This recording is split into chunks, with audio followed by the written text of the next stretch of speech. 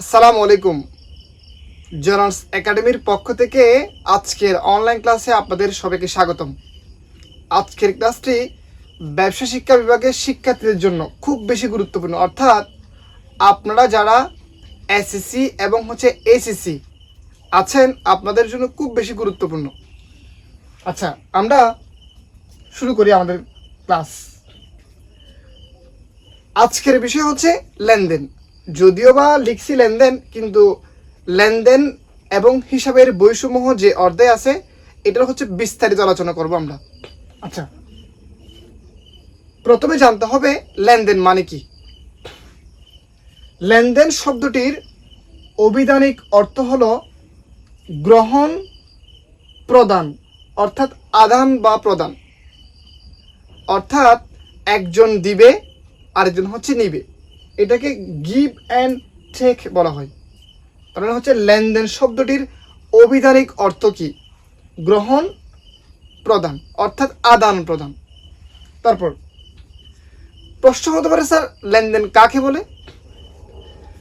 ব্যবসায়ী প্রতিষ্ঠানের সাথে সম্পর্কিত অর্থের মূল্য পরিমাপযোগ্য সকল ঘটনাকে লেনদেন বলে। অর্থাৎ যেখানে অর্থের পরিবর্তন হবে, অর্থাৎ টাকা আসবে অথবা টাকা যাবে, আমরা এটাকে কি বলবো? লেনদেন বলবো। আমি আরও বিস্তারিত বলার চেষ্টা করছি। যে সকল ঘটনা অর্থের অঙ্কে পরিমাপযোগ্য, সেম আগের মতো কথা, এবং কোনো প্রতিষ্ঠানের আর্থিক অবস্থার পরিবর্তন সাধন করে তাকে লেনদেন বলে। অর্থাৎ আমরা বুঝবো লেনদেন মানে কি? আদান প্রদান, অর্থাৎ একজন দিবে আরেকজন নিবে। সবচেয়ে গুরুত্বপূর্ণ বিষয় হচ্ছে এমসিকিউর জন্য, লেনদেনকে হিসাব বিজ্ঞানের কাঁচামাল, ইনপুট, মূল উপাদান হিসেবে বিবেচনা করা হয়। পরীক্ষায় এমসিকিউ হতে পারে হিসাব বিজ্ঞানের কাঁচামাল কি? এটা কি হবে? হিসাব বিজ্ঞানের কাঁচামাল হচ্ছে লেনদেন, বা হিসাব বিজ্ঞানের ইনপুট কি? লেনদেন।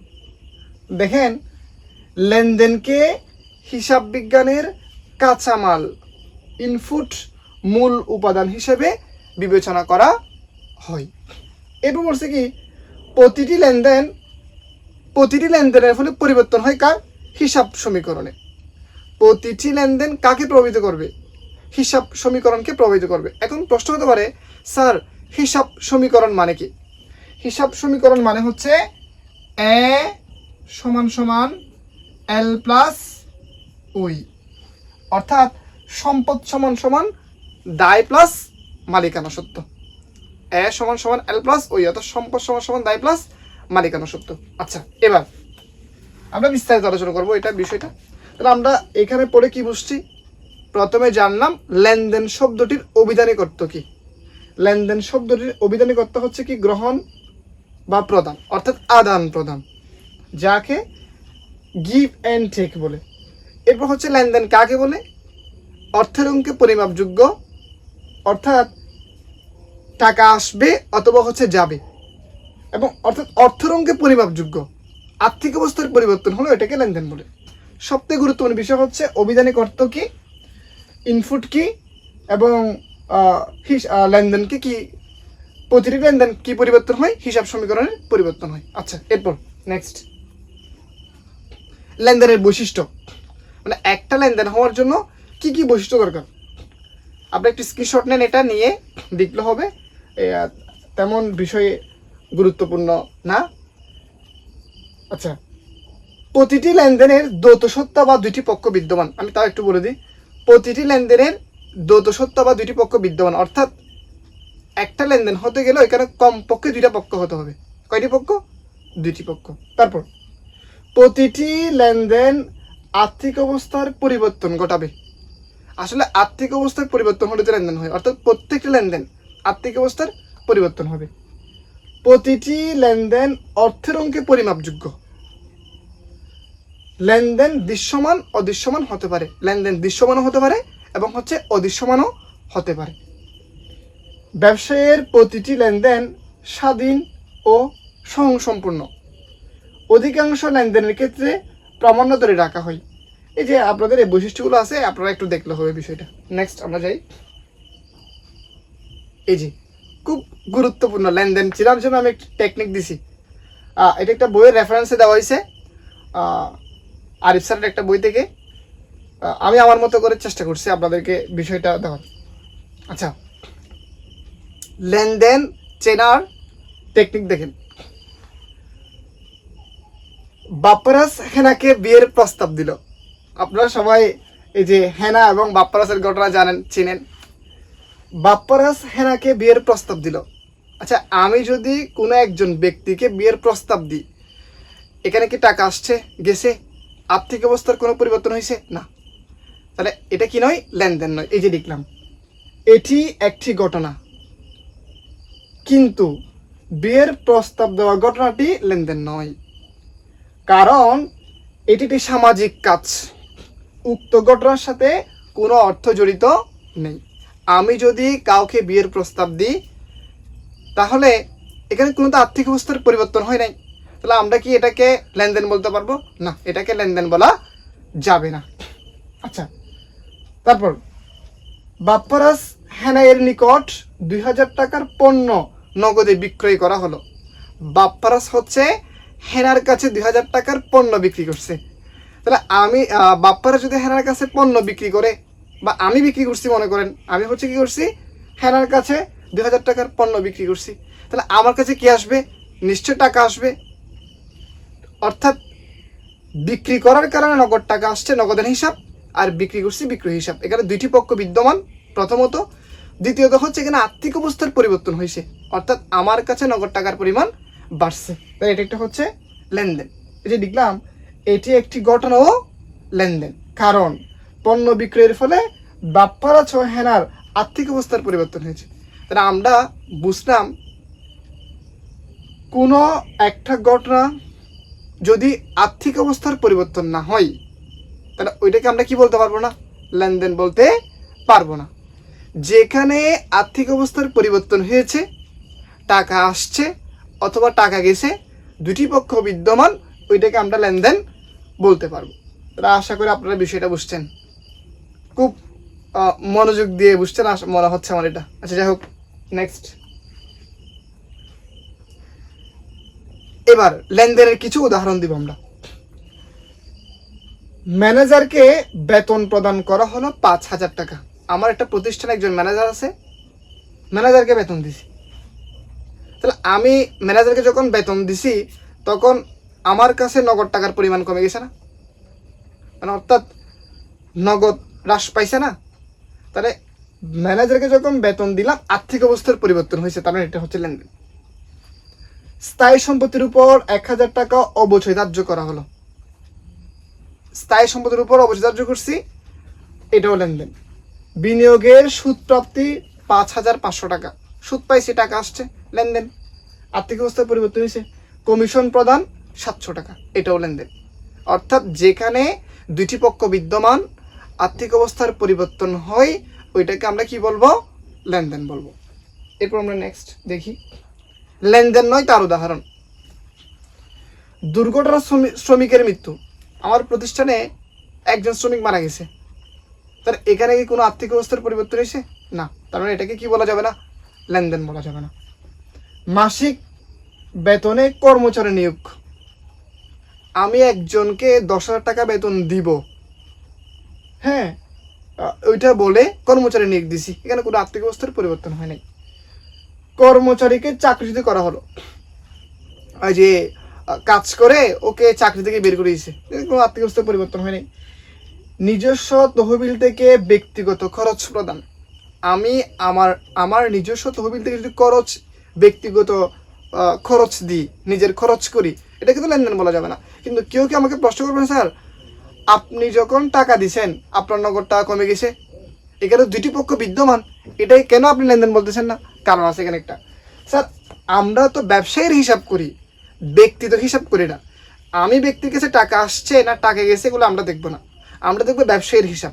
অর্থাৎ নিজস্ব তহবিল থেকে যখন ব্যক্তিগত খরচ প্রদান করছি, এখানে তো ব্যবসায়ের কোনো আর্থিক অবস্থার পরিবর্তন হয় নাই, ওই জন্য আমরা এটাকে লেনদেন বলতে পারবো না।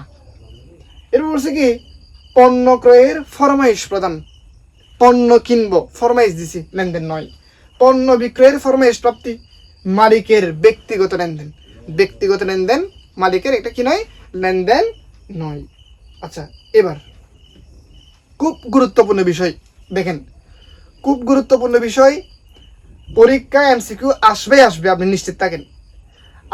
আমরা তো চট্টগ্রাম বোর্ডের, আমি তো চট্টগ্রামের কাজ করি, চট্টগ্রাম এলাকা হচ্ছে, চট্টগ্রাম বোর্ডে যদি নাও আসে, অর্থাৎ যতগুলো বুট আছে যে কোনো একটা বুটে আসবেই। খুব গুরুত্বপূর্ণ এই বিষয়টা, এখান থেকে আপনি নিশ্চিত থাকেন এই জায়গা থেকে একটা এমসিকিউ আসবেই। আচ্ছা, এবার লেনদেন, দৃশ্যমানতার ভিত্তিতে লেনদেন হচ্ছে দুই প্রকার, বুঝে নেন ভালো করে। একটা হচ্ছে দৃশ্যমান, আর একটা হচ্ছে অদৃশ্যমান। দৃশ্যমান মানে কি, যেটা চোখে দেখা যায় এটা হচ্ছে দৃশ্যমান, আর যেটা দেখা যায় না এটা হচ্ছে কি, অদৃশ্যমান। যেমন দালান কোটা ক্রয়, আসবাবপত্র ক্রয়, এটা দৃশ্যমান না। আমরা যে একটা আসবাবপত্র কিনছি, এটা কোন ধরনের লেনদেন, এটা হচ্ছে দৃশ্যমান লেনদেন, কারণ আমরা দেখতেছি। তারপর অদৃশ্যমান লেনদেন, অবচয়, অবলুফন, অনাদায়ী দেনা। প্রশ্ন স্যার অদৃশ্যমান লেনদেন, এই যে অবচয়, অবচয় কি দেখা যায়? স্যার অবচয় মানে কি, অবচয় মানে হচ্ছে কোনো একটা স্থায়ী সম্পদের ব্যবহার করতে করতে মূল্য হ্রাস পাওয়া। তো একটা জিনিস ব্যবহার করতে যে মূল্য হ্রাস পায়, এই অবচয় যে হচ্ছে, এটা আমরা দেখতেছি না, দেখতেছি না, ওই জন্য হচ্ছে অবচয় হচ্ছে অদৃশ্যমান লেনদেন।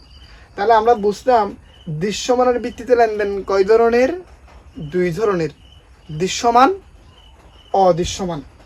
স্যার দৃশ্যমান কি, যেটা দেখা যায়, অদৃশ্যমান কি, যেটা দেখা যায় না।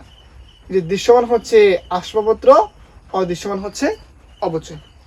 এরপর অর্থ আদান প্রদানের ভিত্তিতে লেনদেন হচ্ছে তিন প্রকার। আসলে লেনদেন কয় প্রকার এগুলো আসবে না, পরীক্ষায় এমসিকিউ বলবে নগদ বাট্টা, এটা কোন ধরনের লেনদেন আপনাকে অপশন দিবে, তখন আপনাকে করতে হবে। আচ্ছা, অর্থ আদান প্রদানের ভিত্তিতে লেনদেন হচ্ছে তিন ধরনের, নগদ লেনদেন, ধারে বা বাকিতে লেনদেন, অনগদ লেনদেন। আচ্ছা, নগদ লেনদেন কি, নগদে পণ্য বিক্রয়, আমি আমার এই মার্কেটটা বিক্রি করছি একজনের কাছে, আমার নগদ টাকা আসছে, এটাই হচ্ছে নগদ লেনদেন। শুধু মার্কেট বিক্রি করছি এটা না, মনে করেন আমি হচ্ছে আমার মোবাইলটা বিক্রি করছি, তো বিক্রি করলে কি আসে, টাকা আসে, এটা হচ্ছে নগদ লেনদেন। শেষ বুঝছি আশা করি। স্যার বাকি লেনদেন বা ধারা লেনদেন মানে কি, একটা জিনিস টেকনিক মনে রাখবেন, কোনো ব্যক্তির নাম লিখে থাকলে ওইটা হচ্ছে বাকিতে। রফিকের নিকট 500 টাকার ধারে পণ্য বিক্রয়, যে ধারে পণ্য বিক্রি করছে বলে দিয়েছে, আমি কি এখানে টাকা পাইছি না, কারণ ধারে তো বলে দিয়েছে, তার টাকা পায় নাই। এটা কোন ধরনের লেনদেন, এটা হচ্ছে ধারে বা বাকিতে লেনদেন। আচ্ছা, তারপর খুব বেশি গুরুত্বপূর্ণ এই যে এটা, আমার মনে হয় এখান থেকে যদি প্রশ্ন আসে, আমার মনে হয় এই জায়গা থেকে প্রশ্ন আসতে পারে, আমার মনে হয়। আচ্ছা, আরগুলো আসতে পারে, কিন্তু এটা খুব বেশি গুরুত্বপূর্ণ। এটা হচ্ছে কি, অনগদ লেনদেন। তাহলে আমরা এখন শিখছি নগদ, ধারে, এখন শিখবো কি, অনগদ। অনগদ লেনদেন কি দেখেন, নগদ বাট্টা, কুরিন, সঞ্চিতি, তহবিলে স্থানান্তর ইত্যাদি। আচ্ছা, প্রশ্ন হতে পারে আপনি বলতেছেন অনগদ লেনদেন, কিন্তু ওইখানের মধ্যে লিখে আছে কি, নগদ বাট্টা। এটা ব্যাখ্যাটা দেখে আমি, আসলে স্যার ব্যাখ্যা হচ্ছে আপনাকে জানতে হবে বাট্টা কয় প্রকার। বাট্টা হচ্ছে দুই প্রকার, মানে দুই ধরনের বাট্টা। একটা হচ্ছে কারবারি বাট্টা, আর একটা হচ্ছে নগদ বাট্টা। বুঝেন ভালো করে, এটার জন্য কি বলতেছি, একটা হচ্ছে কারবারি বাট্টা, একটা হচ্ছে কি, নগদ বাট্টা। প্রশ্ন হতে পারে স্যার কারবারি বাট্টা কাকে বলে, দোকান থেকে জিনিস কেনার সময়, অর্থাৎ পণ্য ক্রয় বিক্রয় করার সময় যে বাট্টা হয় এটাকে বলা হয় কারবারি বাট্টা। আর দেনা পাওনা পুনঃনিষ্পত্তি করার সময় যে বাট্টা হয় এটাকে বলা হয় নগদ বাট্টা। স্যার কিরকম, মনে করো তুমি দোকান থেকে একটা জিনিস কিনছো, ওই জিনিসের দাম হচ্ছে 12 টাকা, তোমাকে বলছে ভাই 10 টাকা দাও, তা জিনিসের দাম হচ্ছে 12 টাকা, তুমি দিছো 10 টাকা, দাও নাই 2 টাকা, এই 2 টাকা এটা হচ্ছে কারবারি বাট্টা। এটা কি বাট্টা? কারবারি বাট্টা। মনে করো তুমি কোনো এক ব্যক্তিকে 50 টাকা ধার দিছো আর কি কোনো সময় আগে, তো ও বলতেছে কি, তুমি বলতেছি কি আচ্ছা তোমাকে 50 টাকা দিছি, তুমি আমাকে দিচ্ছ না, অনেকদিন কুষ্ঠ টাকা দিচ্ছ না, তুমি আমাকে 40 টাকা দাও, 10 টাকা তুমি ছাড় দিয়ে দিছো। তা দেখো দিছিলাম 50 টাকা, ওর থেকে নিয়েছি 40 টাকা, নেই নাই 10 টাকা, এই যে 10 টাকা নেই নাই, এই যে 10 টাকা নেই নাই, এটা হচ্ছে আমাদের নগদ বাট্টা। 10 টাকা নিলে এটা হচ্ছে কি, এই যে মার্কার তো অবস্থা খারাপ হয়ে গেছে। আচ্ছা এই যে নিনাই, আমরা এই যে নিনাই, এটা হচ্ছে কি বাট্টা? নগদ বাট্টা। আবার বলি বিষয়টা, কাউকে আমরা ধার দিয়েছিলাম 50 টাকা, ওনাকে বলছি আপনি আমাকে হচ্ছে 40 টাকা দেন, দিছিলাম 50, নিছি 40, নিনে 10, এই 10 টাকা এটা হচ্ছে ডিসকাউন্ট বা বাট্টা। প্রশ্ন হচ্ছে কি বাট্টা? এটা হচ্ছে নগদ বাট্টা। তাহলে আমরা বিষয়টা বুঝলাম বাট্টা কয় ধরনের? 2 ধরনের, একটা হচ্ছে নগদ, একটা হচ্ছে কারবারি, আর একটা হচ্ছে নগদ। কারবারি বাট্টা কি? দোকান থেকে জিনিস কেনার সময় যে ছাড় দেওয়া হয় এটাকে বলা হয় কারবারি বাট্টা। আর দেনা পাওনা পুনঃনিষ্পত্তি করার সময় যে ছাড় দেওয়া হয় বা যে ছাড় নেওয়া হয় এটাকে বলা হয় নগদ বাট্টা। এখন আমাদের মূল বিষয়টা এখানে আসি। দেখেন, একজনকে টাকা দিছি কত? 50, নিছি কত? 40, দিছিলাম 50 টাকা, এখন নিছি 40 টাকা, এই যে 40 টাকা নিছি এটা হচ্ছে নগদ লেনদেন। এটা কি লেনদেন? নগদ।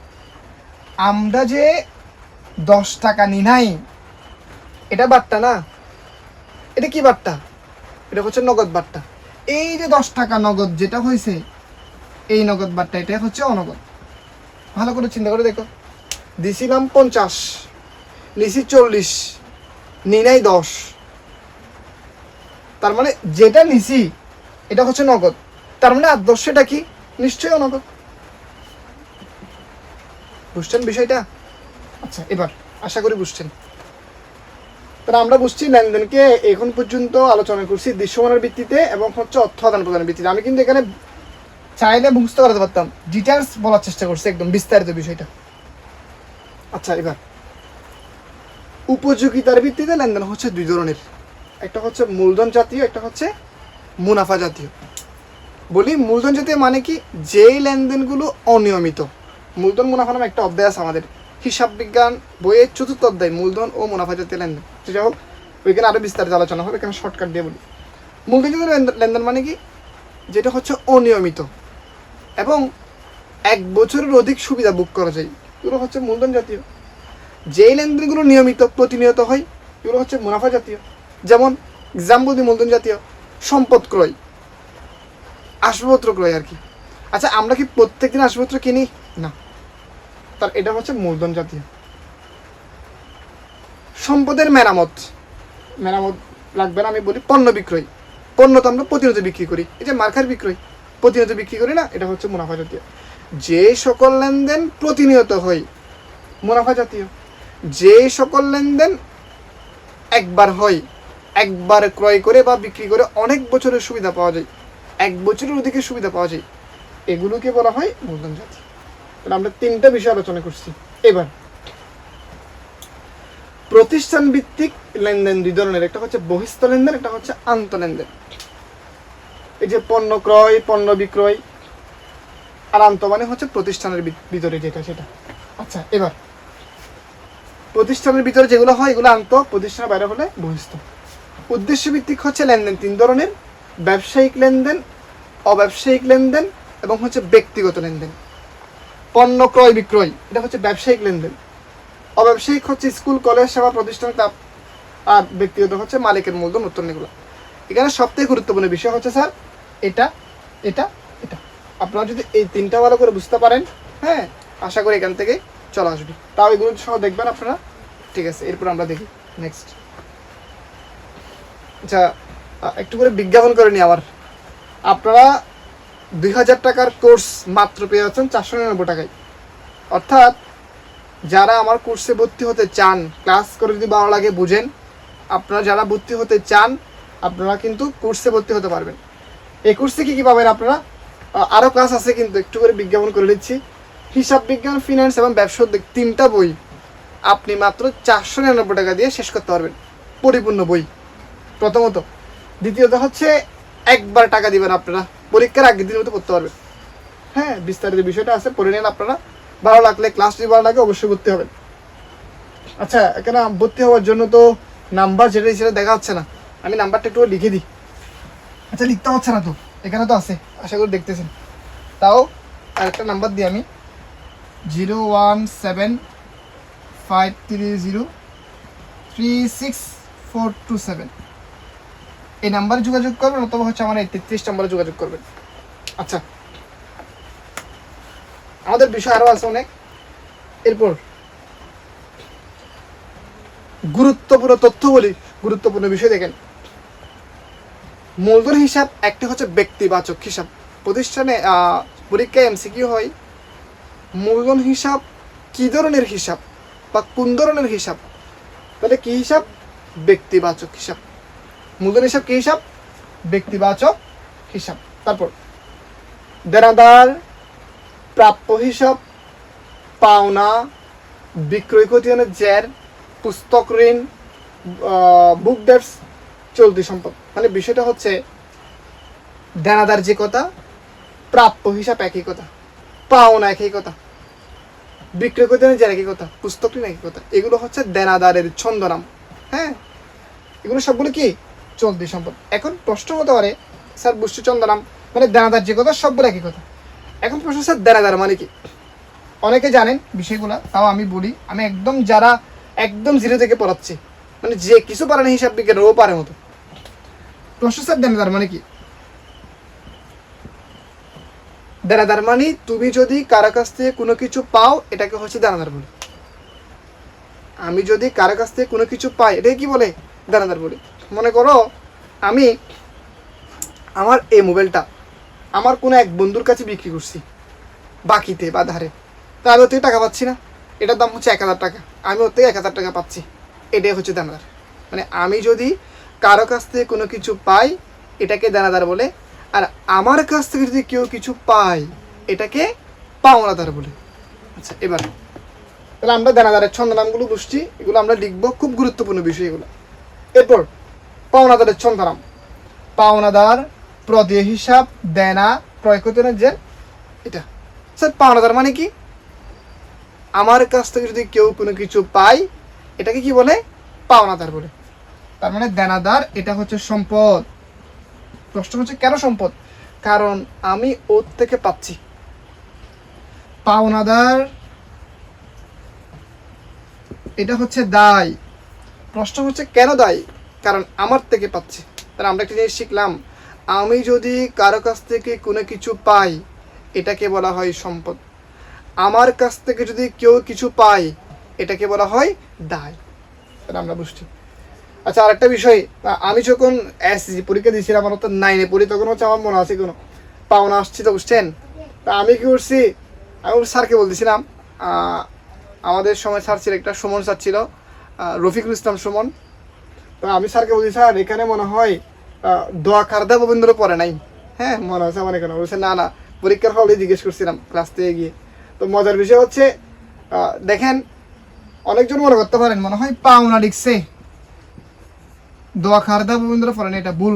সাবধান, মনে রাখবেন, পাওনা মানে দেনাদার, আর দেনা মানে পাওনাদার। সাবধান, খুব গুরুত্বপূর্ণ বিষয় এটা। আচ্ছা, এরপর অপ্রদত্ত বা বকেয়া খরচ, এটা হচ্ছে দায়। স্যার বকেয়া খরচ মানে কি? আমি শর্টকাট দিয়ে বলি। আমি আমার এখান থেকে মনে করেন হচ্ছে চট্টগ্রাম যাচ্ছি, শহরে যাচ্ছি। তো যাওয়ার সময় একটা সিএনজি করে গেছিলাম, সিএনজি ভাড়া হচ্ছে 1000 টাকা। না, আমি বলছি এখন টাকা নেই, আপনাকে পরে দিব। তার মানে উনি আমার থেকে টাকা পাচ্ছে না, এটা হচ্ছে বকেয়া খরচ। এটা হচ্ছে কি? বকেয়া খরচ। বুঝেন ভালো করে। আমি একটু আগে বলছিলাম, আমি যদি কারো কাছ থেকে কোনো কিছু পাই, দেনাদার। আমার কাছ থেকে কেউ কিছু পাই, পাওনাদার। দেনাদার হচ্ছে সম্পদ, পাওনাদার হচ্ছে দায়, মনে রাখবেন। ঠিক বকেয়া খরচ মানে আমি এখান থেকে শহরে যাচ্ছি, গাড়ি ভাড়া হচ্ছে 1000 টাকা, এখন টাকা নেই, বলছে আঙ্কেল আপনাকে পরে দিব, তাহলে ও আমার থেকে টাকা পাচ্ছে না।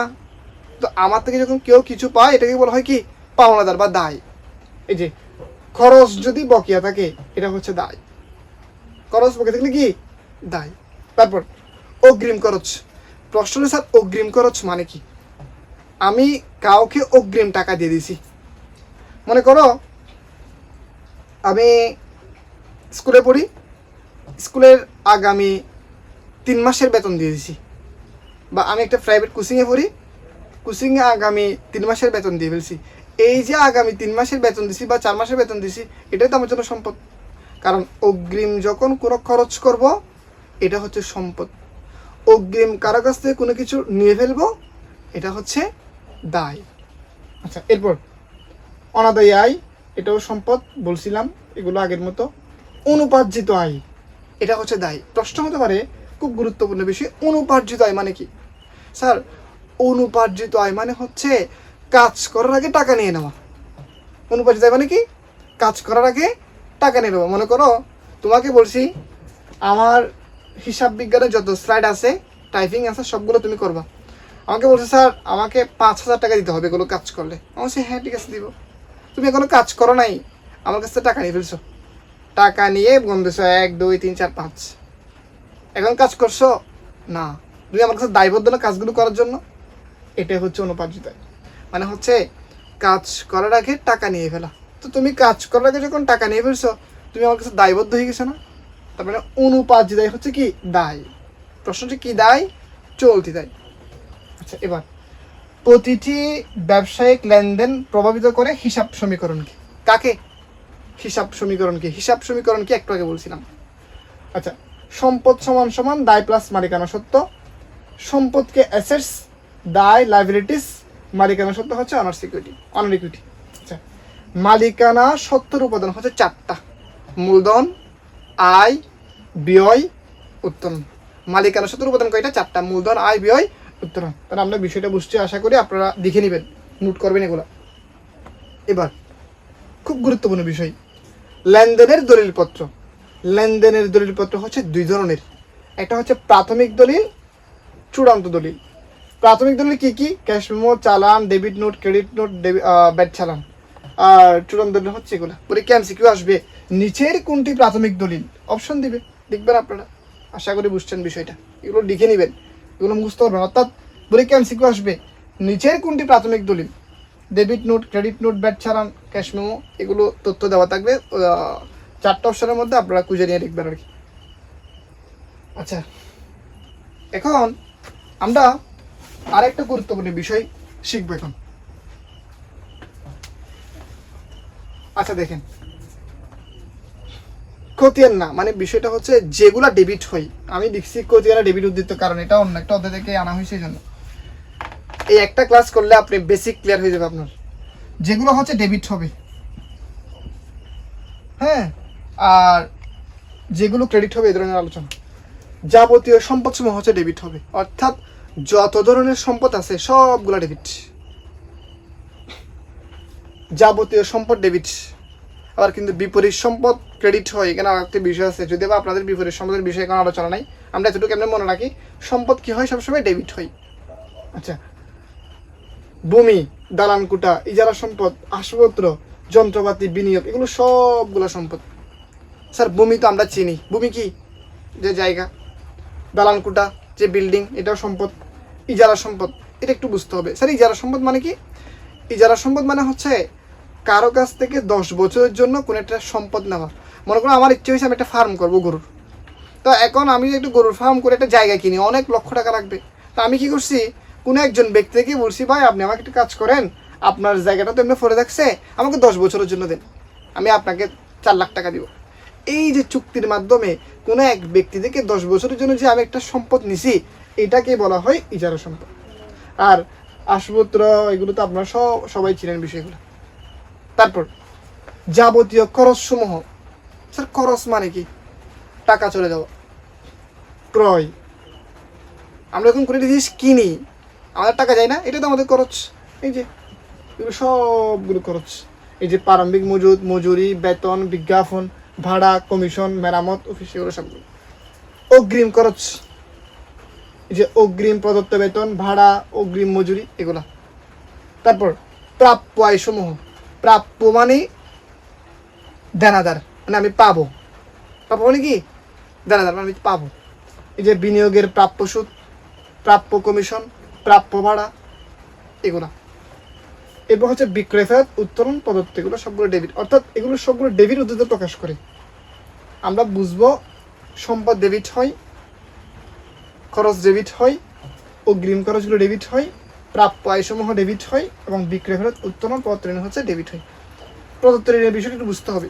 ঋণ, আমি যদি ঋণ নিই এটা আমার জন্য হচ্ছে দায়। আর এখানে প্রদত্ত ঋণ মানে বুঝাইছে কি আমি ঋণ দিছি, আমি কাউকে ঋণ প্রদান করছি। তা আমি যদি কাউকে ঋণ প্রদান করি এটা আমার জন্য সম্পদ না, বুঝেন ভালো করে।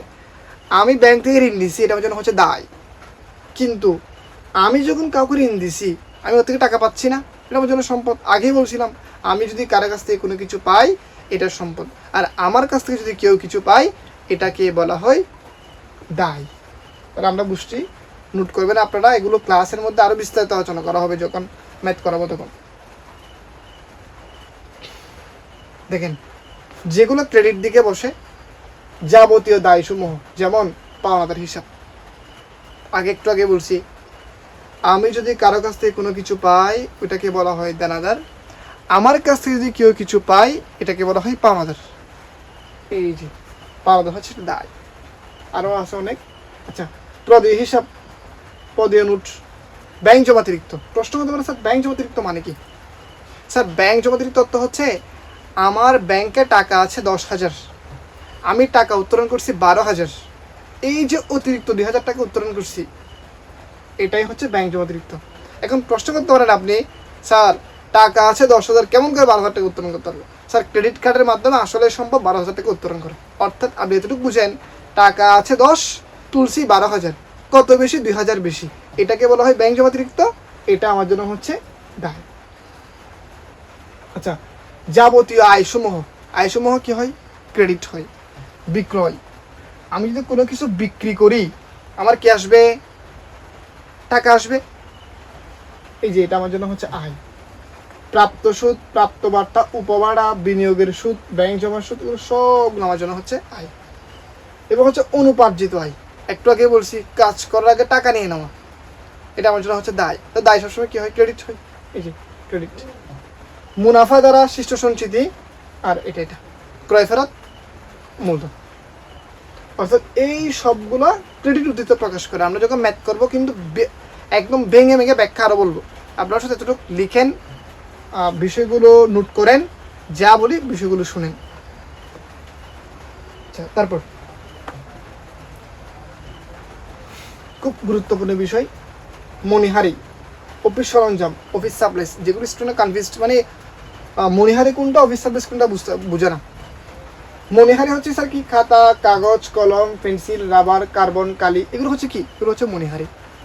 আর অফিস সরঞ্জাম, অফিস সরঞ্জাম মানে হচ্ছে কি? যে AC, TV, fridge, computer, printer, photocopy machine, এগুলো হচ্ছে অফিস সরঞ্জাম। আর গড়ি, paper wait, stapler, punch machine, এগুলোকে বলা হয় অফিস সাপ্লাইস। পরীক্ষা এমসিকিউ হতে পারে নিচের কোনটি অফিস সাপ্লাইস, এখান থেকে একটা বলবে, এখান থেকে 3টা দিবে, তখন আপনি বুঝতে পারবেন কোনটা, কারণ আপনি তো শিখছেন। তাহলে আমরা বুঝছি মণিহারি, খাতা, কলম, এগুলা অফিস সাপ্লাইস, সরি অফিস সরঞ্জাম, এসি, টিভি, এগুলা অফিস সাপ্লাইস, গড়ি, পেপার ওয়েট, স্টেপলার, এগুলা। এরপর আসলে খুব বেশি অতিরিক্ত গরম লাগতেছে এখানে, কারণ আমার চারিদিকে লাইট আর লাইট, আমার সামনে নিচে টিভির এটার গরম, তারপর হচ্ছে এদিকে চারদিকে লাইট, খুব ক্লাসগুলো আসলে নিতে অনেক কষ্ট হয়। হ্যাঁ, আমরা তো শিক্ষার্থীরা বুঝি না এগুলা। বিষয়টা হচ্ছে স্টুডেন্টকে যখন বলি ক্লাস ভালো লাগলে শেয়ার করবেন, তো অনেকজন স্যারের শেয়ার করে এগুলো এরকমই করতে থাকে, শেয়ার করেন। আসলে আপনারা বুঝবেন, কেন তো সময় হয় নাই। আপনারা যখন আসবেন এই জায়গায় তখন বুঝতে পারবেন বিষয়টা কতটুকু কষ্ট বা কীরকম সেটা। তাও কষ্ট করে যদি স্টুডেন্ট উপকার হয়, স্টুডেন্ট কিছু বুঝতে পারে, তখন সার্থক মনে হয় সেটা। আচ্ছা, দেখি আমরা নেক্সট এরপরে। আচ্ছা, এই যে আসছে ক্রয় করলে ব্যয় হয়, বিক্রি করলে আয় হয়, মালিক দিলে মূলধন, নিলে উত্তর। মুখস্থ করবো না, বুঝবো আমরা। ক্রয় করলে ব্যয় হয়, আমি এটা কিনছি, আমার আয় হয়েছে না ব্যয় হয়েছে? টাকা গেছে কেনা, ব্যয় হয়েছে। বিক্রি করলে আয় হয়, এটা মোবাইল না, বিক্রি করছি, বিক্রি করলে কি আসে? টাকা আসে, আয়। মালিক যদি প্রতিষ্ঠানকে কোনো কিছু দেয়, এটা হচ্ছে মূলধন। মালিক যদি প্রতিষ্ঠান থেকে কোনো কিছু নেই, এটা হচ্ছে উত্তর। খুব গুরুত্বপূর্ণ, প্রত্যেকটা মেয়েদের কাজ আসবে এটা। মালিক যদি প্রতিষ্ঠানকে কোনো কিছু দেয়, মূলধন। মালিক যদি প্রতিষ্ঠান থেকে কোনো কিছু নেয়, উত্তরণ। আচ্ছা, আমরা কার থেকে পাই? আমরা হচ্ছে দানাদার হতে পাই। ওই যে বলছিলাম না, একজন থেকে টাকা পাচ্ছি, এটা তো দানাদার। এই যে আমরা দানাদার হতে পাই, আমরা পাওনাদারকে দিই। খুব গুরুত্বপূর্ণ বিষয় এটা। দেখেন, প্রাপ্য মানে পাবো, প্রাপ্য মানে পাবো যে, এটা আমার জন্য হচ্ছে সম্পদ। প্রাপ্তি মানে পেয়েছি, এটা আমার জন্য হচ্ছে আয়। প্রাপ্য আর প্রাপ্তির মধ্যে কিন্তু পার্থক্য বিদ্যমান। প্রাপ্য মানে পাবো, এটা হচ্ছে সম্পদ। প্রাপ্তি মানে পেয়েছি, এটা হচ্ছে আয়। প্রদেয় মানে দিব, এটা হচ্ছে দায়। প্রদত্ত মানে দিয়েছি, এটা হচ্ছে ব্যয়। যেই জিনিস আমি পাবো এখনো পাই নাই, এটা সম্পদ। যেটা পেয়েছি এটা আমার জন্য হচ্ছে আয়। যেটা দিব এখনো দিই নাই, এটা হচ্ছে দায়। যেটা দিয়ে দিছি এটা হচ্ছে ব্যয়। এরপর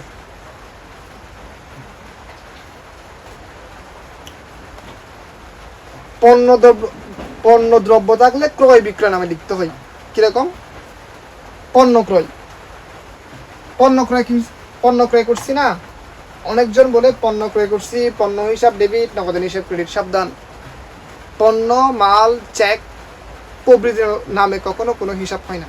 পণ্য হিসাব, মাল হিসাব, চেক হিসাব হবে না। পণ্য মাল বললে লিখবা ক্রয় বিক্রয় হিসাব, আর চেক বলে লিখবা ব্যাংক হিসাব। এটা একটু নোট। আচ্ছা, পণ্য দ্রব্য ক্রয় করলে ক্রয় বিক্রয় নামে লিখতে হয়। পণ্য দ্রব্য ক্রয় মানে একটা জিনিস কিনছি, এটা ক্রয় করছি, ক্রয় হিসাব ডেবিট। এই জিনিসটা কিনে আমার নগদ টাকা চলে গেছে না, নগদান হিসাব ক্রেডিট। তাহলে ক্রয় হিসাব ডেবিট, নগদান হিসাব ক্রেডিট। তারপর প্রশ্ন হতে পারে, স্যার কেন ক্রয় হিসাব ডেবিট, কেন নগদান হিসাব ক্রেডিট? কারো কারো তো প্রশ্ন থাকতে পারে, স্যার ক্রয় করছি না, এটা ব্যয় ডেবিট, নগদ টাকা চলে গেছে, সম্পদ হ্রাস পাইছে, ক্রেডিট। এরপর সম্পদকে সম্পদ নামে লিখতে হয়।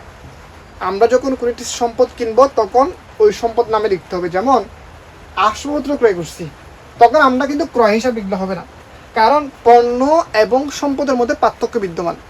যখন পণ্য দ্রব্য ক্রয় বিক্রয় করবা তখন ক্রয় বিক্রয় হিসাব লিখবা। যখন কোনো সম্পদ কিনবা ওই সম্পদের নাম স্পষ্ট লিখতে হবে। খুব মনোযোগ দিয়ে শুনেন, পণ্য দ্রব্য ক্রয় করলে হ্যাঁ ক্রয় হিসাব বিক্রয় হিসাব লিখতে হয়। যখন কোনো সম্পদ ক্রয় করি তখন ওই সম্পদের নাম স্পষ্ট লিখতে হয়। এই যে আসবাবপত্র কিনছি, আসবাবপত্র হিসাব। আসবাবপত্র কিনে আমরা কিনেছি, টাকা দিছি, আমার নগদ টাকা চলে গেছে, এই যে নগদ হিসাব। তাহলে আসবাবপত্র যখন কিনছি তখন আমার কাছে আসবাবপত্রের পরিমাণ বাড়ছে, মানে সম্পদের পরিমাণ বাড়ছে, ওই জন্য আসবাবপত্র হিসাব ডেবিট। আর নগদ টাকার পরিমাণ কমে গেছে, এই যে নগদান হিসাব ক্রেডিট। তারপর আচ্ছা, বাট্টা। একটু আগে বলছিলাম বাট্টা হচ্ছে দুই প্রকার, একটা হচ্ছে কারবারি বাট্টা, একটা নগদ বাট্টা। দোকান থেকে জিনিস কেনার সময়, ক্রয় বিক্রয় করার সময় যে ছাড় দেওয়া হয় সেটাকে বলে কারবারি। মানুষ টাকা আদান প্রদান করার সময়, নিষ্পত্তি করার সময়, আদান প্রদান না, দেনা পাওনা নিষ্পত্তি করার সময় যেটা, সেটা হচ্ছে নগদ। রিফাতের নিকট 7.5% বাট্টায় 40,000 টাকার পণ্য ক্রয়। রিফাত থেকে 7.5% বাট্টায় 40,000 টাকা জিনিস কিনছি, দোকান থেকে জিনিস কিনছি না, এটা বাট্টা। প্রশ্ন হচ্ছে কি বাট্টা? কারবারি বাট্টা। একজন থেকে 45,000 টাকা পাই, ওরে বলছি ভাই আমারে 40,000 টাকা দাও, পেতাম 45, ওরে বলছি 40,000 দাও, 40,000 দিছে। পেতাম 45, পাইছি 40, পাই নাই 5, এই যে 5,000 টাকা, এটাই হচ্ছে নগদ বাট্টা। এবার নেক্সট, এরপর দেখি কারবারি বাট্টা এবং নগদ বাট্টার মধ্যে পার্থক্যটা কি। ক্রয় বিক্রয়ের সময় যে বাট্টা, এটা হচ্ছে কারবারি বাট্টা। দেনা পাওনার পুনঃনিষ্পত্তি করার সময় যে বাট্টা, এটা হচ্ছে নগদ বাট্টা। কারবারি বাট্টা হিসাবে লিপিবদ্ধ করা হয় না, এটা লিপিবদ্ধ করা হয়। এটা আর্থিক অবস্থার কোনো পরিবর্তন করে না, এটা হচ্ছে আর্থিক অবস্থার পরিবর্তন করে। প্রশ্ন করছে এগুলো কি মুখস্থ না? আচ্ছা, এটা আর্থিক অবস্থার পরিবর্তন করে না, এটা করে কিরকম?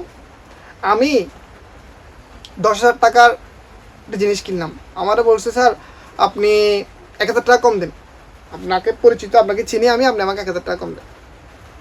এই যে 10,000 টাকার জিনিস আমার 1,000 টাকা কম নিছে, 9,000 টাকা দিতে বলছে, এখানে যে 1,000 টাকা এটাই তো বাট্টা। এখন ও যখন ওর খাতায় লিখবে তখন কি 10,000 লিখবে না 9,000 লিখবে? অবশ্যই 9,000 লিখবে। আমি যখন বাসায় এসে বলবো জিনিসটা কত টাকা নিয়েছ, আমি কি 10,000 বলবো না 9,000 বলবো?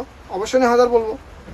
তাহলে কারবারি বাট্টা যে 1,000 টাকা, এটা কেউ লিখছে না, আমি লিখছি না, এটা তাহলে কি আর্থিক অবস্থা কোনো পরিবর্তন হয়েছে না?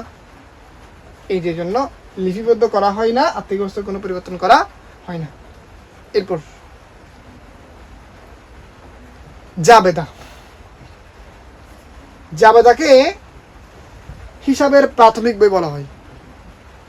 এটি হিসাব চক্রের 3য়তম ধাপ। এটি করা কিন্তু বাধ্যতামূলক নয়। যার শব্দ থেকে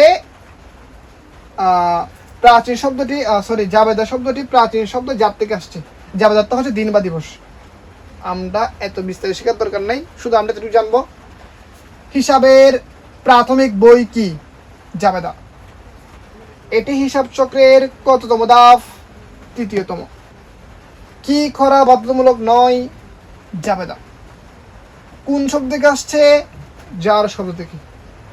জাবেদা শব্দের অর্থ কি? দিন বা দিবস। এখান থেকে আশা করি এমসিকিউ চলে আসবে। আচ্ছা, প্রশ্ন হতে পারে জাবেদা কাকে বলে? একটি প্রতিষ্ঠানের প্রতিনিয়ত অনেকগুলো লেনদেন হয় না, এই লেনদেনগুলো তারিখ অনুসারে যে একটা বইয়ে লেখা হয় ওইটাকে জাবেদা বই বলা হয়। অর্থাৎ একটি প্রতিষ্ঠানের প্রতিটি লেনদেন যেই সংগঠিত হয় ওই লেনদেনগুলো তারিখের ক্রম অনুসারে ডেবিট ক্রেডিট বিশ্লেষণ করাকে জাবেদা বলে। এক কথা হচ্ছে প্রতিষ্ঠানে যতগুলো লেনদেন আছে সবগুলো তারিখের ক্রম অনুসারে যেখানে লেখা হয় এটাই হচ্ছে জাবেদা বলে আর কি। জাবেদার চক, তারিখ, বিবরণ করতে বিষয় ডেবিট টাকা ক্রেডিট টাকা ম্যাথ করলে তখন আরো বুঝতে পারবেন। শুধু এতটুকু মনে রাখেন, জাবেদার নমুনা চক হচ্ছে এটা। তারপর আচ্ছা, এরপর জাবেদাকে 2 ভাগে ভাগ করছি। একটা হচ্ছে বিশেষ জাবেদা আর একটা হচ্ছে প্রকৃত জাবেদা। জাবেদাকে কয় ভাগে ভাগ করছে? জাবেদাকে হচ্ছে 2 ভাগে ভাগ করছে। একটা হচ্ছে বিশেষ জাবেদা আর একটা হচ্ছে প্রকৃত জাবেদা। আচ্ছা, বিশেষ জাবেদা হচ্ছে 6টি। ক্রয় জাবেদা, বিক্রয় জাবেদা, ক্রয় ফেরত জাবেদা, নগদ প্রাপ্ত ক্রয় জাবেদা, বিক্রয় জাবেদা, ক্রয় ফেরত, বিক্রয় ফেরত, নগদ প্রাপ্তি, নগদ প্রদান, যে 6 ভাগে ভাগ করছে। আমরা দেখি একটু। ক্রয় জাবেদা। ক্রয় জাবেদা মানে হচ্ছে বাকিতে সকল ক্রয়, অর্থাৎ যত প্রকার জিনিস বাকিতে ক্রয় করছি এগুলো সবগুলো ক্রয় জাবেদা আসবে। বাকিতে বা ধারে পণ্য ক্রয় করলে ক্রয় জাবেদা লিপিবদ্ধ হয়। দেখছো? নোট, নগদে কোনো জিনিস আসবে না, সম্পদ ক্রয় করলে আসবে না। আমি বলছি ক্রয় জাবেদা মানে হচ্ছে বাকিতে সকল ক্রয়। এখন বাকিতে আসবাবপত্র ক্রয় করলে সেটা তো বাকিতে, সাবধান, বাকিতে সকল পণ্য ক্রয়, কোনো সম্পদ আসবে না। তার মানে আমরা বুঝছি ক্রয় জাবেদা মানে কি? সকল বাকিতে ক্রয়, কিন্তু কোনো সম্পদ আসবে না।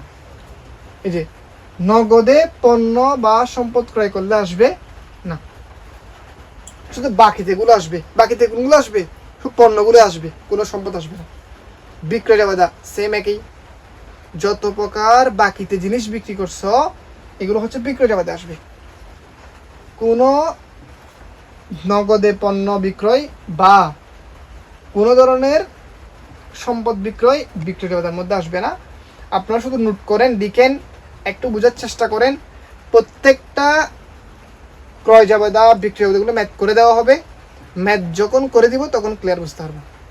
তারপর ক্রয় ফেরত জাবেদা। স্যার ক্রয় ফেরত জাবেদা মানে কি? কোনো জিনিস কিনছো, কোনো কারণে সমস্যা, ফেরত দিয়ে আসছো, এটা হচ্ছে ক্রয় ফেরত। এই যে এটা কিনলাম, চার্জ হচ্ছে না, এটা দোকান দিয়ে আসছে, এটা হচ্ছে ক্রয় ফেরত। অর্থাৎ কোনো জিনিস কিনে যখন কোনো কারণে সেগুলো ফেরত যাবে, এগুলো সবগুলো ক্রয় ফেরত জাবেদায় লিপিবদ্ধ করা হবে। তাহলে আমরা বুঝছি জাবেদাকে এখন পর্যন্ত ক্রয় জাবেদা, বিক্রয় জাবেদা, ক্রয় ফেরত জাবেদা 3টা ভাগে আলোচনা করছি। এরপর বিক্রয় ফেরত, সেম একই জিনিস, কোনো জিনিস বিক্রি করলাম, কোনো কারণে আবার চলে আসছে, এটা হচ্ছে বিক্রয় ফেরত। নগদ প্রাপ্তি, নগদে টাকা আসছে, এগুলো হচ্ছে নগদ প্রাপ্তি। অর্থাৎ যত প্রকার নগদ লেনদেন, টাকা আসছে নগদ প্রাপ্তিতে, টাকা চলে গেছে নগদ প্রদানে। এরপর হচ্ছে প্রকৃত জাবেদা, হচ্ছে 6টি। প্রারম্ভিক জাবেদা, সমাপনী, সমন্বয়, সংশোধনী, অন্যান্য, এগুলো আপনাদের আসে না। আসলে একবার আসছে দেখছিলাম 2024 সালে না 23 সালে একটা প্রশ্ন দেখছিলাম, হঠাৎ সময় জাবেদা করতে বলছিল। আচ্ছা আমরা করে দিব, ওই ম্যাটটা সমস্যা নেই, দরকার হলে একবার আসছিল করে দিব, একবার দুবার আসছে মনে হয় হয়তো। এটা যদি মনে রাখবা, সম্পদ এবং ব্যয় বাড়লে ডেবিট, কমলে ক্রেডিট। সম্পদ যদি বাড়ে ডেবিট, কমে ক্রেডিট। আয় দেয় মালিকানা সত্ত্ব বাড়লে ক্রেডিট, কমলে ডেবিট, তোরা মনে রাখবা। আচ্ছা আমরা আজকে প্রথম ক্লাসটা অনেকক্ষণ হচ্ছে, আমরা বেসিক সবগুলো করে ফেলতেছি, নেক্সট ক্লাস থেকে ম্যাথ করতে পারি মতো। ক্রয় জাবেদা, ওই যে একটু আগে বলছিলাম, দেখাবো। এই যে ক্রয় জাবেদা বললে এই করতে হবে। শোনো, জাবেদা ক্রয় জাবেদা পার্থক্য আছে। জাবেদা বললে তারিখ, বিবরণ, কর্তৃপক্ষ পৃষ্ঠা, ডেবিট টাকা, ক্রেডিট টাকা, ওই যে একটা চার্ট দেখাইছিলাম। আর ক্রয় জাবেদা, বিক্রয় জাবেদা, ক্রয় ফেরত, বিক্রয় ফেরত, নগদ প্রাপ্তি, নগদ প্রদান, এগুলো আলাদা আলাদা কর হবে। হ্যাঁ, এই যে ক্রয় জাবেদার কর, তারিখ, ক্রেডিট হিসাব কাত, সত্য, চালান নাম্বার, সূত্র, ক্রয় ডেবিট, পাওনা ক্রেডিট। এরপর বিক্রয় জাবেদা, এই যে এখন এখানে সব থেকে একটা বড় গুরুত্বপূর্ণ বিষয় হচ্ছে, স্টুডেন্টরা যখন ক্রয়, বিক্রয়, ক্রয় ফেরত অর্থাৎ 6টা সবগুলা শিখে করে, ওরা গড় কী হয় বলে দেয়। আসলে এতগুলো গড় মনে রাখা তো কষ্ট, মনে রাখাও সম্ভব না। ওই জন্য আমি একটা টেকনিক দেখাই আপনাদেরকে। ক্রয় জাবেদা, আচ্ছা ক্রয় করলে আয় হয় না ব্যয় হয়? নিশ্চয়ই ব্যয় হয়। ব্যয় সবসময় কী হয়? ডেবিট হয়। কিন্তু আমরা দেখবো তার বিপরীত, এই যে ক্রেডিট হিসাব কাট। একটু দেখো, ক্রয় জাবেদা মানে একটু আগে বলছিলাম বাকিতে সকল ক্রয়গুলো আসবে। তো বাকিতে ক্রয় করলে এটা জাবেদা কি? এটা জাবেদা হচ্ছে ক্রয় হিসাব ডেবিট, পাওনাদার হিসাব ক্রেডিট। ক্রয় হিসাব ডেবিট, পাওনাদার হিসাব ক্রেডিট। আর এগুলো তো আপনাদের একটু মনে রাখতেই হবে। এরপর বিক্রয় জাবেদা, আচ্ছা স্যার বিক্রি করলে কি হয়? আয় হয়। আয় সবসময় কি হয়? ক্রেডিট হয়। কিন্তু আমরা লিখবো উল্টা, যে ডেবিট হিসাব কাট। বিক্রয় জাবেদা মানে হচ্ছে বাকিতে সকল বিক্রয় আর কি। তো বাকিতে বিক্রয় জাবেদা কি? দেনাদার হিসাব ডেবিট, বিক্রয় হিসাব ক্রেডিট। তাহলে আমরা শিখছি ক্রয় জাবেদা সবসময় ডেবিট হয়, আমরা লিখবো উল্টা, ক্রেডিট হিসাব কাট। বাকিতে ক্রয়ের যে জাবেদা আছে সেটা লিখে দিব। বিক্রয় জাবেদা, বিক্রয় মানে সবসময় কি হয়? আয় ক্রেডিট হয়, কিন্তু লিখবো উল্টা, ডেবিট হিসাব কাট। বাকিতে বিক্রয়ের জন্য যে জাবেদা দিয়ে আমরা দেনাদার হিসাব ডেবিট, বিক্রয় হিসাব ক্রেডিট লিখে দিব। তারপর ক্রয় ফেরত, ক্রয় ফেরত জাবেদা, এই যে ঘরটা আসছে। বিক্রয় ফেরত জাবেদা, এই যে ঘরটা আসছে।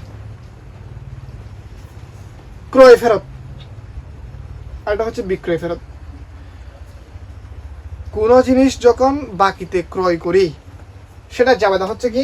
ওই যে ক্রয় করেছি, ক্রয় হিসাব ডেবিট। বাকিতে কিনছি না, এই যে পাওনাদার হিসাব ক্রেডিট। আচ্ছা আমি যখন কিনছি তখন আমার দায়ের পরিমাণ বাড়ছে, ওই জন্য পাওনাদার ক্রেডিট হয়েছে। আজকে যখন তার জিনিস তাকে দিয়ে আসবো, আমার দায়ের পরিমাণ বাড়বে না কমবে? অবশ্যই কমবে। তো দায় যখন বাড়ে তখন হচ্ছে ক্রেডিট হয়, দায় যখন কমবে তখন কি হবে? ডেবিট হবে। ওই জন্য পাওনাদার হিসাব ডেবিট। আর যে ফেরতের কথা বলছে ওইটা ক্রেডিট। বুঝে নেন ভালো করে। ক্রয় ফেরত মানে কি? জিনিস কিনে ফেরত দেওয়া। এখানে কোনগুলো আসে? আপনি জিনিস কিনছেন, কিনে ফেরত দিচ্ছেন, এগুলো আসে না। তো আপনি যখন কিনছেন তখন জাবেদা দিচ্ছেন ক্রয় হিসাব ডেবিট, পাওনাদার হিসাব ক্রেডিট। প্রশ্ন হচ্ছে কেন? কারণ ক্রয় করছি, ব্যয় হয়েছে ডেবিট, পাওনাদার বাড়ছে, দায় ক্রেডিট। হ্যাঁ, আজকে যখন ওর জিনিস ওকে দিয়ে আসছি, আমার দায়ের পরিমাণ কমে যাচ্ছে না? তো দায় যখন বাড়ে তখন যদি ক্রেডিট হয়, দায় যখন কমছে এখন কি হবে? ডেবিট হবে। ওই জন্য পাওনাদার হিসাব ডেবিট, ক্রয় ফেরত হিসাব ক্রেডিট। বিক্রির বাজার সেম একই। আমরা যখন বাকিতে বিক্রি করি তখন জাবেদা দিই দেনাদার হিসাব ডেবিট, বিক্রয় ক্রেডিট। এখন বাকিতে বিক্রি করছি, ওর থেকে টাকা পাচ্ছি, দেনাদার ডেবিট। এখন ওকে যখন জিনিস আমরা টাকা পাচ্ছি, দেনাদার হিসাব ডেবিট, বিক্রয় হিসাব ক্রেডিট। বিক্রয় ফেরত মানে কি? কোনো জিনিস বিক্রি করছি, ওইটা আবার আমার কাছে চলে আসছে, এটা হচ্ছে বিক্রয় ফেরত। তো যখন বিক্রি করছিলাম তখন যাবে দেখা হচ্ছে দেনাদার হিসাব ডেবিট, বিক্রয় হিসাব ক্রেডিট। আজকে যখন জিনিসটা চলে আসছে আমার কাছে, আমি কোথেকে টাকা পাবো? পাবো না। দেনাদারের পরিমাণ বাড়বে না কমবে? অবশ্যই কমবে। দেনাদার যখন বাড়ে তখন ডেবিট, দেনাদার যখন কমে যাচ্ছে তখন কী হবে? ক্রেডিট হবে। ওই জন্য হচ্ছে দেনাদার হিসাব ক্রেডিট, যে ফেরতের কথা বলছো এটা ডেবিট। তারপর আসলে স্যার এটা মনে রাখার টেকনিক বলছি, করগুলো এগুলো তো স্যার আপনাকে একটু মনে রাখতে হবে। তারপর হচ্ছে নগদ প্রাপ্তি। স্যার নগদ প্রাপ্তি হচ্ছে যা যা টাকা আসছে এগুলো লিখবা। নগদ প্রদান, টাকা গেছে এগুলো লিখবা। এই যে করে এগুলা, তাও একটু করে বলি। ক্লাসটা কিন্তু অনেকক্ষণ হচ্ছে, প্রায় আমার মনে হয় 1 ঘন্টা কাছাকাছি হয়ে গেছে। নগদ প্রাপ্তি। স্যার নগদ প্রাপ্তি মানে কি? নগদ প্রাপ্তি মানে আমার কাছে টাকা আসছে, এগুলাই আসবে এখানে। আর নগদ প্রদান মানে কি? আমার কাছ থেকে টাকা চলে গেছে, এগুলো আসবে। তারিখ সবসময় তো আছে। ক্রেডিট হিসাব কাপ, নগদ প্রাপ্তির টাকা আসছে না, এই যে ক্রেডিট হিসাব কাপ মনে রাখবে। এটা এইগুলো কেমনে বের করবো আমি টেকনিক দেখাই দিই। স্যার আমি কেমন কেমন করে টাকা পেতে পারি? আমি যদি কোনো জিনিস বিক্রি করে টাকা পাবো, এই যে নগদান হিসাব ডেবিট, বিক্রয় হিসাব ক্রেডিট। বুঝাও টাকা পাওয়ার মাধ্যম কি কি? দেখো, আমি যদি কারো কাছে কোনো জিনিস কি করি বিক্রি করি তখন টাকা পাবো, এই যে নগদান হিসাব ডেবিট, বিক্রয় হিসাব ক্রেডিট। আমি কিন্তু দেনাদার থেকেও টাকা পেতে পারি, নগদান হিসাব ডেবিট, দেনাদার হিসাব ক্রেডিট। এখন একটা জিনিস মনে রাখবা, নগদ যদি ডেবিট হয় বাটটাও ডেবিট, নগদ যদি ক্রেডিট হয় বাটটাও ক্রেডিট। এটা একটা কৌশল। নগদ ডেবিট হলে বাটটা ডেবিট, নগদ ক্রেডিট হলে বাটটা ক্রেডিট। এই যে কেমন কেমন করে টাকা পেতে পারি? বিক্রি করে টাকা পাবো, নগদ ডেবিট, বিক্রয় ক্রেডিট। দেনাদার থেকে টাকা পাবো, নগদ ডেবিট, দেনাদার ক্রেডিট। শুধু বিক্রয় আর দেনাদার থেকে টাকা পাবো না, এটা ছাড়া আরও পৃথিবীর অন্যান্য মাধ্যম থাকতে পারে টাকা পাওয়ার।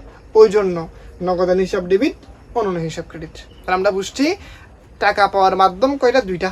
1, বিক্রি করে টাকা পাই, নগদ ডেবিট, বিক্রয় ক্রেডিট। 2, দেনাদার থেকে টাকা পাই, নগদ ডেবিট, দেনাদার ক্রেডিট।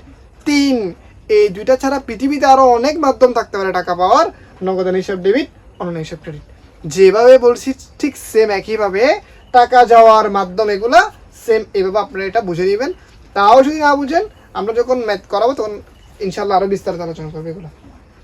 আচ্ছা, এবার আরও গুরুত্বপূর্ণ বিষয়, চালান। হ্যাঁ, আরো গুরুত্বপূর্ণ বিষয় হচ্ছে কি? চালান। প্রায় 50 মিনিটের প্লাস এখন ক্লাস হয়ে গেছে, আশা করি আর 10 মিনিটের মধ্যে শেষ হবে বাকিগুলা। চালান। প্রশ্ন হচ্ছে চালান কি? দেখেন, চালান চালান কি? ধারে পণ্য ক্রয় বিক্রয়ের ক্ষেত্রে প্রস্তুত করা হয়। অর্থাৎ ধারে পণ্য ক্রয় বিক্রয়ের প্রামাণ্য দলিল হচ্ছে চালান। চালান কি? ধারে পণ্য বিক্রয়ের ক্ষেত্রে প্রস্তুত করা হয়। অর্থাৎ কোনো যখন ধারে জিনিস বিক্রি করি, হ্যাঁ, অথবা ক্রয় করি, ওই যে লিখে না, এটা হচ্ছে চালান। আচ্ছা, ধারে পণ্য বিক্রয়ের সময় বিক্রেতা ক্রেতাকে বিক্রিত পণ্যের দাম, দর, পরিমাণ, কারবারি সত্য উল্লেখপূর্বক যে প্রাথমিক দলিল প্রেরণ করা হয় তাকে চালান বলে। এক কথা হচ্ছে ধারে পণ্য ক্রয় বিক্রয়ের দলিল হচ্ছে চালান। খুব গুরুত্বপূর্ণ বিষয় এই চাপটা। ক্রেতা কর্তৃক গৃহীত চালানকে বলে ক্রয় চালান। পক্ষান্তরে বিক্রেতা কর্তৃক সংরক্ষিত চালানকে বলা হয় বিক্রয় চালান। তাহলে ক্রেতা কর্তৃক গৃহীত চালানকে কি বলে? ক্রয় চালান। বিক্রেতা কর্তৃক সংরক্ষিত চালানকে কি বলে? বিক্রয় চালান। বিক্রেতা বিক্রয় চালান দেখে কি প্রস্তুত করে? বিক্রয় জাবেদা। ক্রেতা ক্রয় চালান দেখে কি প্রস্তুত করে? ক্রয় জাবেদা। চালানের ঘর হচ্ছে এরকম। আমরা যখন অঙ্ক করবো, ডেমো দেখাইছি আপনাদের কীরকম চালান মানে কি। আমরা যখন ম্যাথ করবো তখন চালান, cash memo, debit voucher, credit voucher প্রত্যেকটা থেকে একটা ম্যাথ করে দেবো। এটা আমরা বুঝছি চালান কি পণ্য ক্রয় বিক্রয়ের ক্ষেত্রে প্রস্তুত করা হয়। চালান কখন প্রস্তুত করা হয়? পণ্য ক্রয় বিক্রয়ের ক্ষেত্রে, ধারে পণ্য ক্রয় বিক্রয়ের ক্ষেত্রে। এই যে এই চারটা জিনিস গুরুত্বপূর্ণ। ক্রেতা কর্তৃক গৃহীত চালানকে ক্রয় চালান বলে, বিক্রেতা কর্তৃক সংরক্ষিত চালানকে বিক্রয় চালান বলে। এবার ক্যাশ মেমো। ক্যাশ মেমো নগদে পণ্য ক্রয় বিক্রয়ের সময় ক্যাশ মেমো প্রস্তুত করা হয়। স্যার আগেরটা দেখো একটু করে। ধারে পণ্য ক্রয় বিক্রয়ের সময় কি প্রস্তুত করা হয়? ধারে পণ্য ক্রয় বিক্রয়ের ক্ষেত্রে প্রস্তুত করা হয় কি? চালান। নগদে পণ্য ক্রয় বিক্রয়ের ক্ষেত্রে প্রস্তুত করা হয় কি? Cash memo. ধারে হলে চালান আর নগদে হলে ক্যাশ মেমো। নগদে পণ্য ক্রয় বিক্রয়ের সময় বিক্রেতা কর্তৃক প্রস্তুতকৃত দাম দর উল্লেখপূর্বক যে দলিল প্রস্তুত করা হয় তাকে বলা হয় cash memo. Cash memo 3 copy প্রস্তুত করা হয়। আচ্ছা যাক, এটা দরকার নাই। ক্যাশ মেমো মানে বুঝছি নগদে পণ্য ক্রয় বিক্রয়ের সময় যেটা করা হয় এটা হচ্ছে কি? Cash memo. আচ্ছা, বিক্রেতা ক্যাশ মেমো দেখে নগদ প্রাপ্তি জাবেদা প্রস্তুত করে, ক্রেতা ক্যাশ মেমো দেখে নগদ প্রদান জাবেদা প্রস্তুত করে। এখানে বিষয়টা বোঝার হচ্ছে ধারে পণ্য ক্রয় বিক্রয়ের সময় প্রস্তুত করা হয় চালান, নগদে পণ্য ক্রয় বিক্রয়ের সময় হচ্ছে ক্যাশ মেমো। আর এটাকে কি বলছিলাম? এই যে কি হয়ে গেছে, সরি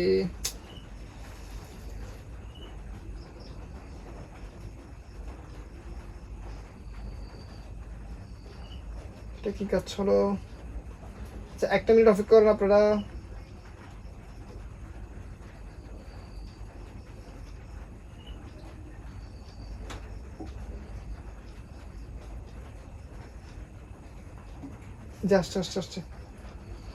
আসছে আশা করি।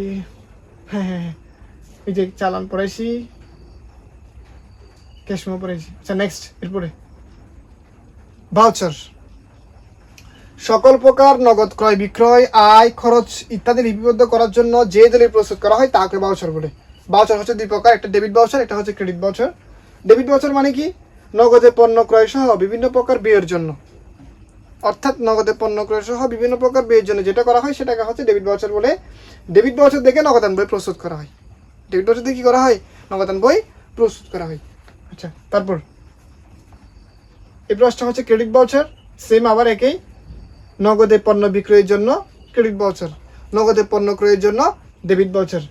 ক্রেডিট ভাউচার দেখে নগদান বই প্রস্তুত করা হয়। এই যে ভাউচার, একটা ডেমো দিয়েছি আমরা। এই যে ডেবিট নোট, ধারে ক্রয়কৃত পণ্য ফেরত দিলে ডেবিট নোট তৈরি করা হয়। অর্থাৎ ক্রয়কৃত পণ্য ফেরত দেওয়ার সময় যে নোট প্রস্তুত করতে হয় তাকে ডেবিট নোট বলে। পরীক্ষায় বলতে পারে ডেবিট নোট কাকে বলে? ক্রয়কৃত পণ্য ফেরত দেওয়ার সময় যে নোট প্রস্তুত করা হয় তাকে কি বলে? ডেবিট নোট বলে। ডেবিট নোট প্রস্তুত করে কে? ক্রেতা। ডেবিট নোট কে প্রস্তুত করে? ক্রেতা। স্বাক্ষর থাকবে কার? ক্রয় ব্যবস্থাপকের। ডেবিট নোট কে প্রস্তুত করে? ক্রেতা। ডেবিট নোট দেখে ক্রয় ফেরত জাবেদা প্রস্তুত করা হয়। ডেবিট নোট দেখে কি করা হয়? ক্রয় ফেরত জাবেদা প্রস্তুত করা হয়। স্বাক্ষর থাকবে কার? ক্রয় ব্যবস্থাপকের। ক্রয় ফেরত জাবেদা প্রস্তুত করা হয় কি থেকে? ডেবিট নোট থেকে। এক কথাকে বারবার ঘুরে ঘুরে বলছি যাতে আপনি একাধিকবার যখন পড়বেন তখন বুঝতে পারবেন। এই যে ডেবিট নোটে আমরা একটা নমুনা দিছি। তারপর ক্রেডিট নোট, ধারে বিক্রয়কৃত পণ্য ফেরত আসলে ক্রেডিট নোট। এই যে বিক্রিকৃত পণ্য যখন ফেরত আসবে, বিক্রিকৃত পণ্য ফেরত আসলে যে নোট প্রস্তুত করতে হয় তাকে ক্রেডিট নোট বলে। ক্রেডিট নোট প্রস্তুত করে কে? বিক্রেতা। স্বাক্ষর থাকবে কার? বিক্রয় ব্যবস্থাপকের। ডেবিট নোটটা হচ্ছে ক্রয় ব্যবস্থাপকের আর ক্রেডিট নোটটা হচ্ছে বিক্রয় ব্যবস্থাপকের। ক্রেডিট নোট প্রস্তুত করেন বিক্রেতা। ক্রেডিট নোট প্রস্তুত করেন কে? বিক্রেতা। ক্রেডিট নোট দেখে কোন জাবেদা প্রস্তুত করা হয়? বিক্রয় ফেরত জাবেদা। স্বাক্ষর থাকবে কার? বিক্রয় ব্যবস্থাপকের। বিক্রয় ফেরত জাবেদা প্রস্তুত করা হয় কোত্থেকে? ক্রেডিট নোট থেকে। আচ্ছা, এরপর এক নজরে উৎসগুলো দেখবো আমরা। এতক্ষণ যা পড়াইছি, চালান কে প্রস্তুত করে? বিক্রেতা। Cash memo, voucher, debit note, credit note, এগুলোর প্রকারভেদ। এই যে ধারে পণ্য ক্রয় বিক্রয়ের ক্ষেত্রে নগদে। অর্থাৎ এতক্ষণ যা পড়াইছি সবগুলো এক জায়গায় নিয়ে আসছি, আপনারা দেখলে আশা করি বুঝবেন এটা। এই যে অন্য অন্য গুরুত্বপূর্ণ তথ্য বলি।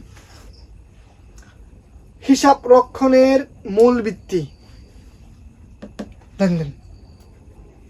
লেনদেন শব্দটির অভিধানিক অর্থ গ্রহণ ও প্রদান। লেনদেন কয় ধরনের? দুই ধরনের, বাহ্যিক লেনদেন, অভ্যন্তরীণ লেনদেন। ঐতিহাসিক ঘটনা হলো অনাদায়ী পাওনা সঞ্চিতি, বাট্টা সঞ্চিতি। মাল ক্রয় বিক্রয়ের প্রামাণ্য দলিল কি? চালান। চালানের উপর ভিত্তি করে লিখা হয় ক্রয় জাবেদা, বিক্রয় জাবেদা। চালান বিক্রেতার নিকট, এটি কি চালান? বহি চালান। এবার চালান ক্রেতার নিকট আন্তঃচালান। চালান তৈরি করে কে? বিক্রেতা। ক্যাশ মেমো সাধারণত তৈরি হয় কত সেট? 3 সেটে। ঘটনা ও লেনদেন একে অর্থবোধক নয়। ঘটনা এক জিনিস, লেনদেন এক জিনিস। ওই যে বাপ্পারাসের বিষয়টা বলছিলাম। লেনদেনের পক্ষ দুইটি হলো দাতা, গ্রহীতা। ভাউচার হচ্ছে লেনদেনের প্রামাণ্য দলিল। অবচয় অদৃশ্যমান লেনদেন, খুব বেশি গুরুত্বপূর্ণ। পরীক্ষা এমসিকিউ হতে পারে। অবচয় কি? অদৃশ্যমান লেনদেন। মোট সম্পদের উপর তৃতীয় পক্ষের দাবি হচ্ছে কি? দায়। হিসাব সমীকরণের বর্ধিত রূপ কি? এ সমান সমান এল প্লাস ই। যে এর মধ্যে 4টা বিষয় আছে। এরপর মালিকানা আসে নাই কেন?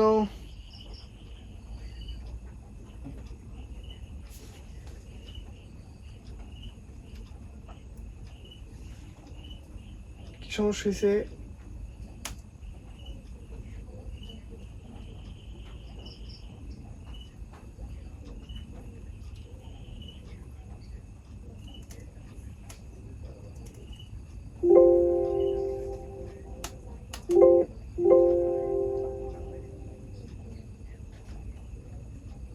একটা মিনিট অপেক্ষা করেন আপনারা। আজকে কম্পিউটার সমস্যা হচ্ছে, কি হয়েছে বুঝতেছি না বিষয়টা।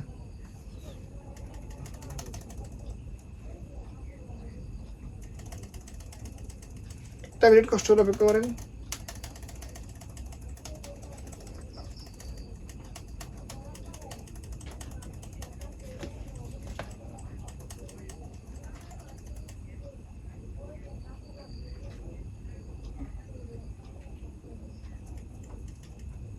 আসলে স্লাইড আসতেছে না, সামান্য একটু করে বাকি আছে বিষয়টা।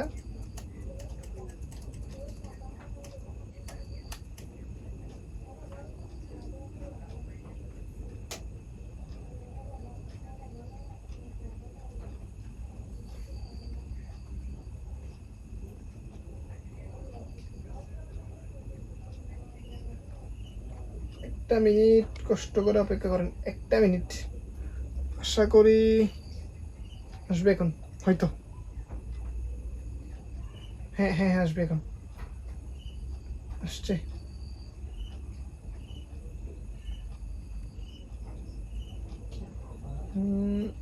এই যে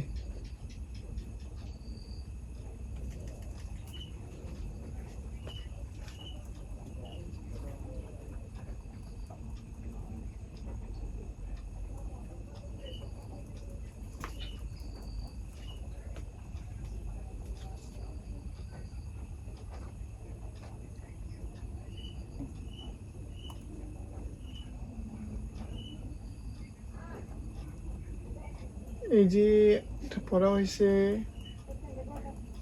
এই যে সর্বশেষ এখন আমাদের ক্লাসটা শেষ হবে। এই যে এটা পড়াইছিলাম, এটাও পড়াইছিলাম, এটাও পড়াইছি হয়তো। লাস্ট একটু করে মালিকানা সূত্রের বিষয় রয়ে গেছে। এই যে এখানে মালিকানা সূত্রকে প্রভাবিত করে 4টি উপাদান। ডেবিট নোটের সাহায্যে লিখা হয় ক্রয় ফেরত বই, ক্রেডিট নোটে বিক্রয় ফেরত বই। একটি সম্পদ বাড়লে অপর একটি সম্পদ কমবে। আর একটা বিষয় হচ্ছে, যারা ক্লাসটি করে যদি ভালো লাগে, আপনারা কিন্তু মাত্র 2000 টাকার কোর্স 499 টাকাতে পেয়ে যাবেন। আপনারা যারা ভর্তি হতে চান, আপনারা হচ্ছে যোগাযোগ করবেন আমার সাথে, আমার এই নাম্বারে 01753036427 অথবা 01869493033 এই নাম্বারে যোগাযোগ করবেন। বিকাশে টাকা পেমেন্ট করে আমাকে হোয়াটসঅ্যাপ অথবা হচ্ছে মেসেঞ্জার জানাবেন। আপনাকে আমি হচ্ছে আমার প্রাইভেট গ্রুপে অ্যাড করে দিলে আপনি সবগুলো ভিডিও দেখতে পারেন। ধন্যবাদ সবাইকে। আসসালামু আলাইকুম।